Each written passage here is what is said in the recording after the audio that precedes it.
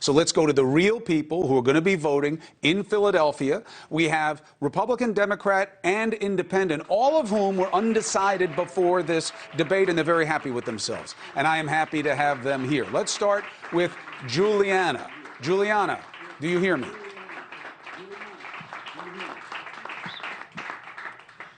Hi, my name is Juliana. I am a conservative undergraduate student, and I previously came into this very undecided due to the issue of abortion rights. A major concern for me is the sanctity of human life, and I do believe that conception starts at or that life starts at conception. I do also want the least amount of government federal intervention in our public and private affairs as possible. But I also do believe that Oz is not mitigating the rights or beliefs of either side based on his opinion in the debate. So I believe that if people want to have the right to choose, I think that should apply to every opinion, regardless of if they agree with it or if they do not agree with it. So who are you voting for? Thank you. So who are you voting for? I'm voting for Oz. Okay, and does it bother you, Juliana, just a quick follow, and then we'll go to somebody else.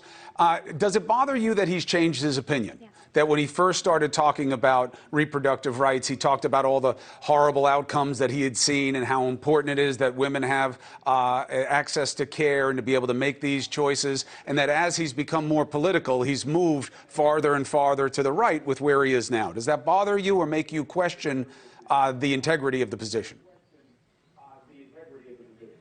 Honestly, it does not bother me. I think that everyone should be able to shift their opinion as new knowledge comes out and as they listen to other people. I mean, I've listened to both perspectives, and I agree with both of them to an extent. So, you know, it's a difficult decision either way, and, you know, as a politician, of course, that's going to happen. But, no, I do believe that as information comes out, he should be able to and probably should shift his opinion.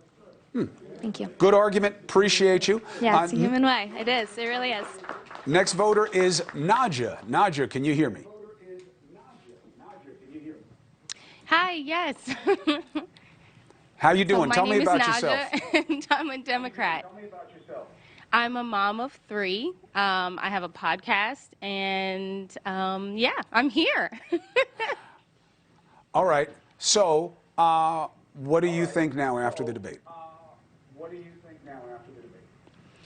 I'm definitely erring on the side of Fetterman. I thought it was really brave of him to come out there dealing with what he's dealing with. My grandma had 2 strokes, and she can still make amazing mac and cheese.